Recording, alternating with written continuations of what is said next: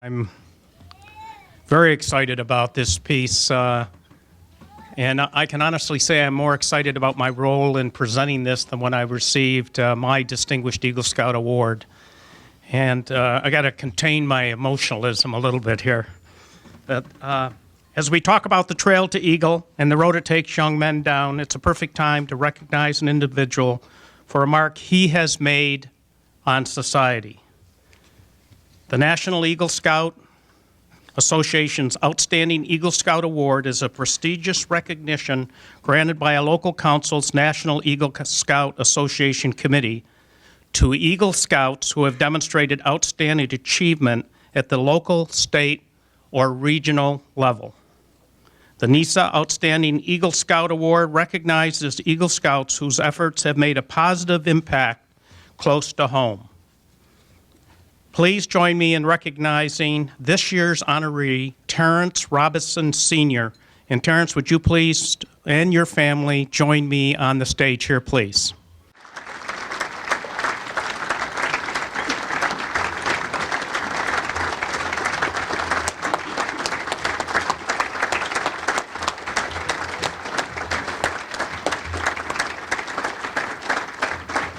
Thank you, everybody. Let me tell you a little bit about Terence. Terence joined scouting at the age of 12 while living in Mexico with his family, who operated a farm in a small Mormon community. After earning his Eagle in 1973, he attended college and took a break from scouting until 1984 when he and his wife came to Geneva, New York. Once in Geneva, he and his wife worked with church leadership to establish Cub Scout Pack 70 and then Boy Scout Troop 70. Since establishing the pack and troop, Terence has been involved as a Cub Master, Scout Master, committee chairman, and committee member, except for a period of time while he served as leader of his congregation. Along with being an Eagle Scout, so are his 6 sons, Terence Jr., Matthew, Andrew, Ryan, Luke, and Jacob, who is a member of the 213 class, as well as his adopted nephew, Nick Evans. He also welcomed into his family 2 son-in-laws who were also Eagle Scouts. Terence works for the United States Department of Agricultural Research Service and is a professor at Cornell University, College of Agriculture and Life Science. His work is focused on solving practical fruit production problems to increase the profitability and strength of the New York fruit industry and fruit growers around the world. It is clear to see that scouting is very much a part of the fabric of his life and family. So Terence, just a minute. Okay.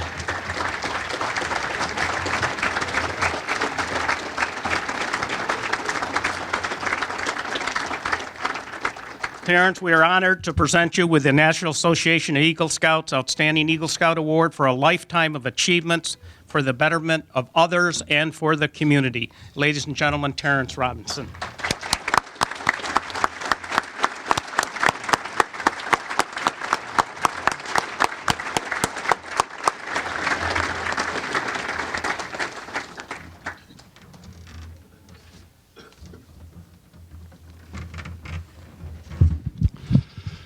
Well, thank you so much. It's truly a great honor, and I'm really humbled and appreciate the words that were spoken.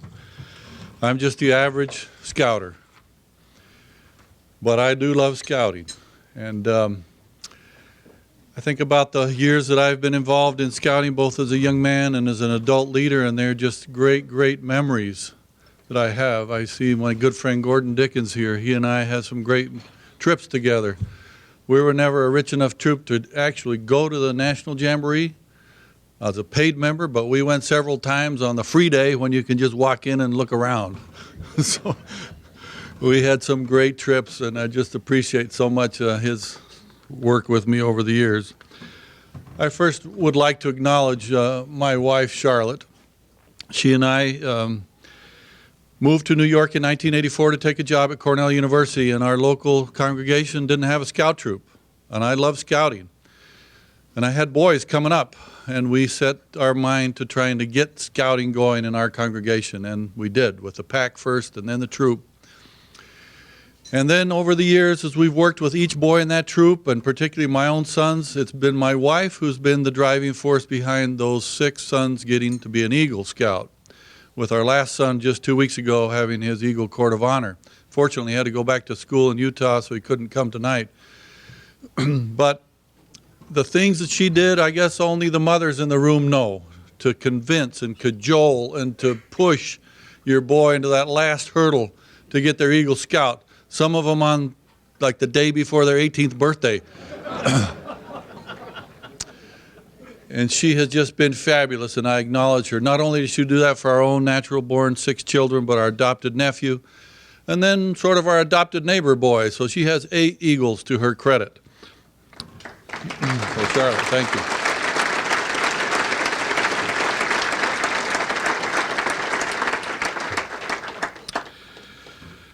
I want to thank the Finger Lakes Council that I grew up in sort of as a leader, and now the Seneca Waterways Council.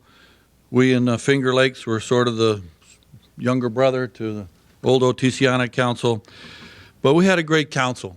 And I just want to pay tribute to all the people that worked in the scout office, the paid scout, the professional scouters. As a volunteer scout leader, we always had great support. Everything we wanted to do, great scout camps, anything we needed. Now the Seneca Waterways Council is, I think, even just a stronger and just a tremendous council, and I pay tribute to the council members, the executive board, the professional scouters. We at the local level, on the grassroots level, just feel like it's a tremendous support. I also want to just commend the boys here tonight. It's a tremendous thing. I salute you. I just think you're each tremendous in your own way. The things you are going to do in life will be tremendous.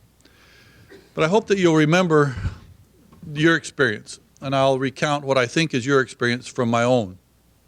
I remember how excited I was when I was 11, turning 12. The troop I grew up, you didn't start till you were 12. Maybe that was the era back in the 60s. To turn 12 and get to go on a camp out with the troop was just an exciting step in growing up. And I've never forgotten that excitement of a boy, 11 now or 12, when they get to move into Scouts and go camping. For me, Boy Scouts was camping. To be able to go on a week-long trip, do fishing, camping, backpacking were the highlights of my scouting career. So as you young men move forward and eventually, I hope, take leadership roles in scouting, I hope you'll remember the boy. I hope you remember how fun it was when you were 12. Cooking your first meal on an open fire, burned, but it still tasted pretty good. Getting the hiking merit badge, the cooking merit badge. Maybe some of you learned to love backpacking like me. When I came to New York, I said, I'm going to take our troop backpacking. Some of the highlights of my life have been standing on the top of Mount Marcy.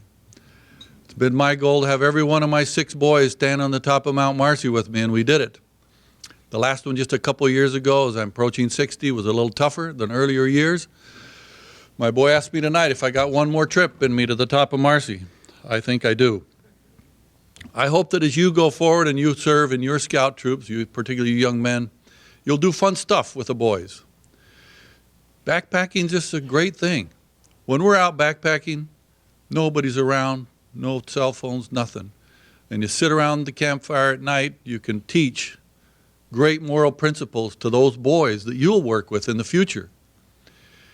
And then they'll look to you, like was described previously, of their scoutmasters and the impact they have. Those sorts of opportunities are priceless, and you get them in scouting when you're away from the world with boys, out in the middle of nowhere. All of our troop, all of our boys like to say the Adirondacks has only 3 things: mud, roots, and rocks. And when you're walking, your feet are so sore after walking on mud, roots, and rocks, but it's such a glorious experience to be in that sort of wilderness area, which to me is scouting. I also want to leave you with a thought. if you look back on your scouting life, there may be one scout leader that impacted you in particular. I hope you tell them thank you. I hope you tell all of the scout committee, all the leaders in your troop, thank you for the great experience it's been. In my particular case, the last requirement I had to do to earn my Eagle, I had finished my project, but I still had this one merit badge. I think it was called wildlife management back then. And the last requirement I had to do was go make some plaster casts of wildlife footprints. And I remember my dad getting on the back of my motorcycle that I had then when I was 17 and going with me out into the wooded area to try to find footprints of coyotes or rabbits or squirrels or any other wildlife and make these plaster casts. And his service to me then really impressed me. And that has sort of, he didn't know it.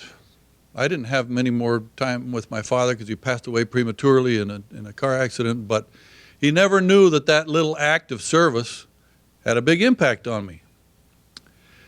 And I think if you look back on your scouting career, you'll think of a particular scout leader that did something, said something, that influenced you.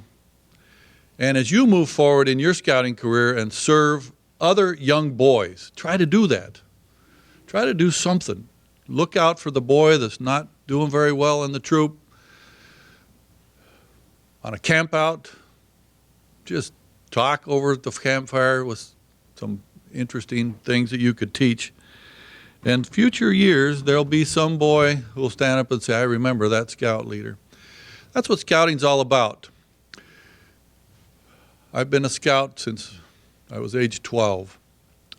And I never expected to stand up here because I'm just a regular scout leader.